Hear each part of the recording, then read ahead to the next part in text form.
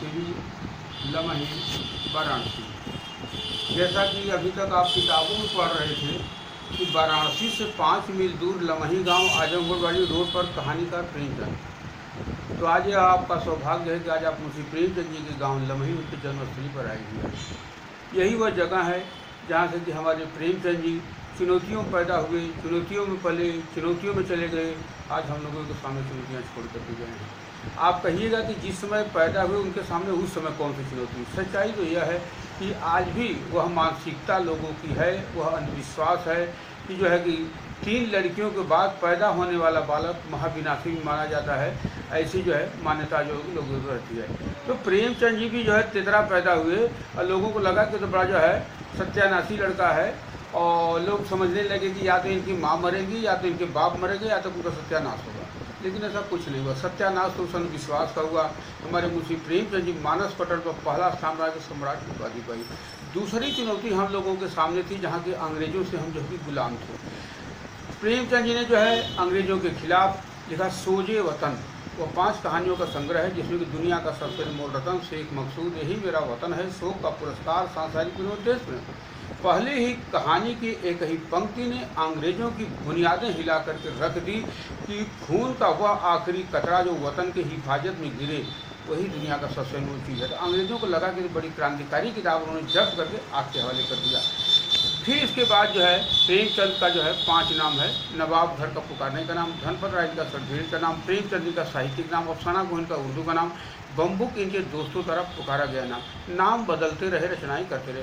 तो देखा जाए तो सोजे वतन जो है अगर पहली जो है मिसाइल अगर हिंदी साहित्य जगत से अंग्रेजों के खिलाफ अगर किसी ने छोड़ा है तो वह तो हमारे लमही से प्रेमचंद। यहीं से उन्होंने 15 उपन्यास जिसमें कि गोदान, गबन, रंगभूमि, कर्मभूमि, प्रेमाश्रम, कायाकल्प, वरदान, प्रतिज्ञा, सेवा सदन, निर्मला, मनोरमा, रूठी रानी, कृष्णा, प्रेमा, मंगलसूत्र अधूरी रह गई, पूरी नहीं हो पाई, मौत तो किसको छोड़ा है, प्रेमचंद जी को भी नहीं छोड़ा। 8 अक्टूबर 1936 को हम समस्त भारतवासियों को देश की विदाई दे करके हमेशा हमेशा लिए अजीत आ गए। तो यहीं से 15 उपन्यास, 400 कहानियाँ, 3 नाटक, महापुरुषों की जीवनियाँ, विदेशी राइटरों का अनुवाद, ये सब तमाम करके आज हमारे प्रेमचंद जी इस दुनिया में नहीं हैं, चले गए। लेकिन आज हम लोगों को एक जिम्मेदारी जो है ज़रूर दे करके गए हैं। वो प्रेमचंद जो कि हमारे भारत के जो है तकदीर और तस्वीर बदलने का एक महास्वप्न देखा। तो आज उस लड़ाई में जो है कि सारे लोग हैं, और शायद जब तक मानव समस्याएं रहेंगी तब तक जो है कि प्रेमचंद के साहित्य की प्रासंगिकता रहेगी, प्रेमचंद के विचार, प्रेमचंद के साहित्य लड़ाइयों में रहेंगे। आज यह बड़ा सौभाग्य है कि आज जो है हिंदी दिवस 14 सितंबर को हिंदी दिवस, हिंदी साहित्य में प्रेमचंद द्वारा हिंदी का विकास जो कहाँ तक हुआ। तो आज हमारे प्रेमचंद जी भारत की सीमा को भी पार कर चुके, ये विदेशों तक जो है छा चुके हैं। जहाँ यही वो लमही गांव है जहाँ से कि रूस, America, France, German, Italy, England, पुर्तगाल, चिली, कनाडा तमाम जगहों से आते हैं। तो कौन सा ऐसा शख्स था जिन्होंने कि मानव की पीड़ा को समझा और कहानी से कहानी को बदलने का एक सफल प्रयास किया, तो वह तो जो है प्रेमचंद। बड़ी अजीब बात लगती है कि जो अंग्रेज कभी हम लोगों की भाषाओं से जलते थे, हम लोगों के रंगों से जलते थे, आज जो हमारी भाषाएं सीख रहे हैं या तो हमारी भाषा को अपने भाषा में ट्रांसलेट करा करके पढ़ रहे हैं। तो प्रेमचंद जी ने इसको जो है ऊपर तक जो है कि पहुँचाया। आज हिंदी के महत्व को जो है कि इन्होंने दिखाया। अभी आपको जो है जान करके आश्चर्य भी होगा कि हमको भी जो है कि बाहर बुलाया जाता है। अभी जैसा कि देख रहे हैं ये जो माउंट कार्मल कॉलेज जो है कि मैसूर का ताज पहना करके जो है कि सम्मानित किया गया है। अपने समय में प्रेमचंद गए थे, इस समय में जो है कि मैं गया था जहाँ की काफ़ी जो है कि वहाँ सम्मान मिला दक्षिण भारत में, जहाँ की कभी लोग हिंदी से जलते थे। आज वही हिंदी जो है कि लोगों को इतना प्रिय लगा कि आज वहाँ जो है कि हमको जो है बुलाया गया। उसके लिए दिल्ली में भी जो है 2-3 बार हमको बुलाया गया, वहाँ हुआ।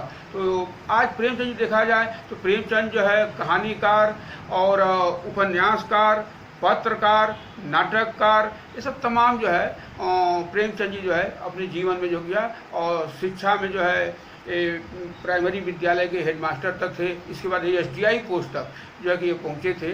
और 8 जो है जैसा कि हमने बताया कि जो है 16 फरवरी 1921 को प्रेमचंद जी ने देश की आज़ादी के लिए जो है कि त्यागपत्र किया था। आज ये हम लोगों का सौभाग्य है कि जहाँ की आज हमारे भारत के कोने के नहीं बल्कि पूरे संसार से लोग आते हैं और जो है हमारे प्रेमचंद को धन्य करते हैं, इस माटी को नमन करते हैं।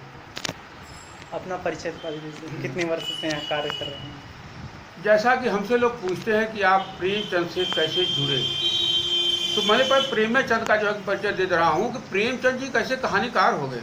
सच्चाई तो यह है कि कहते हैं कि हालात से हुनर पैदा होती है, इंसान है परिंदे। तो समय के थपेड़ों ने प्रेमचंद को पहले कहानी बनाया, इसके बाद वो कहानीकार हुए। कहते हैं कि समय की ऐसी मार हुई, कहते हैं कि हटाकर खाक को दाना उठाना सीख लेते हैं, हटाकर खाक को दाना उठाना सीख लेते हैं, और परिंदे भी कुछ पल में ही फड़फड़ाना सीख लेते हैं। और गरीबी ला के दे देती है बिन मांगे हुनर ऐसी कि नाजुक पाँव भी रिक्शा चलाना सीख लेते हैं। तो समय के थपेड़ों ने प्रेमचंद को पहले कहानी बनाया, इसके बाद वो कहानी कार हो गई। प्रेमचंद को तो बहुत बड़ा आवारा होना चाहिए, जैसे कि जो बचपन में माँ चली गई, 14-15 साल तक पहुँचे पहुँचे पिता ने भी जो है कि साथ छोड़ दिया, ऐसे बालक को तो बहुत बड़ा आवारा होना चाहिए। लेकिन हम लोग तो जान रहे थे कि वाल्मीकि है एक ऐसे आवारा थे जो कि इतनी बड़ी रामायण की रचना की, लेकिन हम लमही ग्रामवासियों को नहीं पता था कि हमारे गाँव लमही में भी एक ऐसे वाल्मीकि पैदा हो चुके हैं जो कि इतने बड़े साहित्य की रचना किए, जहाँ की आज हमारे प्रेमचंद जी हमारे भारत में नहीं, भारत की सीमा को भी पार कर चुके हैं। लोग पूछते हैं कि आप प्रेमचंद से कैसे जुड़ गए।